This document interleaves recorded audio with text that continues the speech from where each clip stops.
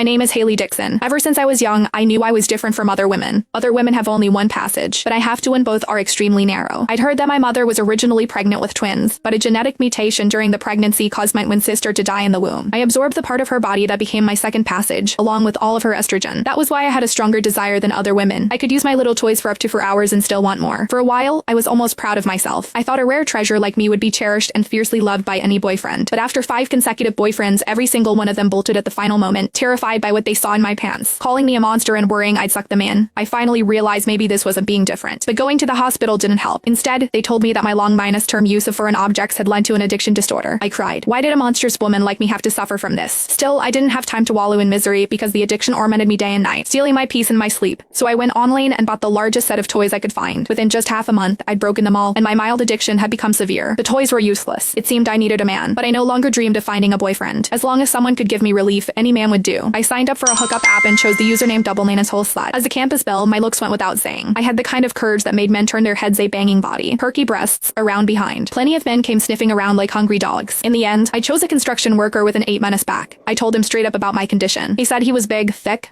and long lasting, and that it'd be like a threesome she'd definitely make me see heaven. My legs went weak just hearing it. That very night, we agreed to meet in the campus grove. He stood nearly 6- for next to him. I felt like a child. He was so excited that he lifted my skirt right away. I bit my lip and spread my legs, ready to when I heard him let out a scream like he'd seen a ghost. Holy shit, the hell is this? He jumped back, staring at me in horror. My heart shattered. Even such a rough man was disgusted by me. If he wouldn't do it, then no man would. I threw away all shame. You're already here. Please, just do me. I'm begging you, I'm going crazy from the itch. Seeing him turn to run, I grabbed his pants leg in a panic, crawled in front of him, stuck up my round ass, and wagged my head like a dog in heat, begging to be mounted. Maybe it was pity, maybe something else he agreed to try. But in the end, his member went limp before we even started. As he left, he said, "Girl, you're real pretty, but this is too much. I just can't get it up tall." I cried. Tears of helplessness slid down my cheeks. Was there really no man in this world who could satisfy me, except one born with 2 reproductive organs? I don't know how long I cried until I fell asleep. When I opened my eyes again, it was dark. I straightened my clothes and walked out of the grove. That was when I heard a man and woman arguing nearby. The girl was fairly tall, hands on her hips, voice loud with accusation. "You're a monster. Your thing is like a wild donkey and there are 2 of them. It's terrifying. I'm not about to bleed out and die." The guy was tall and handsome, with the kind of defined, smooth muscles that came from serious training, but he was practically begging her, "You haven't even tried it, and since we're already here, why not give it a shot?" That sounded so familiar. "Try it, my ass. The only one who could handle you is an alien." She turned to leave, but he grabbed her arm, faced with the guy's relentless pleading. The girl was at a loss. Then she spotted me. Her eyes lit up, and she hurried over. "Actually, I'm a lesbian. I like girls. I only agreed to meet you because I thought you were bluffing. See? My girlfriend's here to pick me up." She leaned close and whispered, "Hey, do me a favor." The next second, she planted a loud kiss right on my cheek. "See that?" Then she grabbed my hand and ran off, leaving the guy standing there questioning his entire existence. After we put some distance between us, she told me what happened. She hadn't had a hookup in 6 months. On the app, she'd come across a guy who went by Dual Base God.